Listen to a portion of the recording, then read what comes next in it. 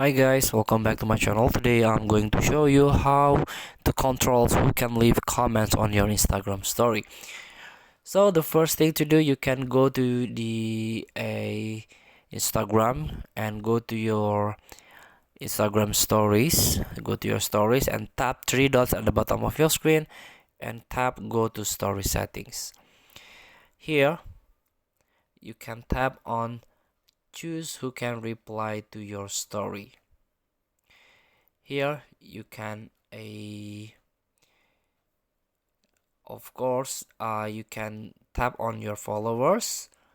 All your followers can message you, and all followers you follow back, or you can turn off, no one can reply your story.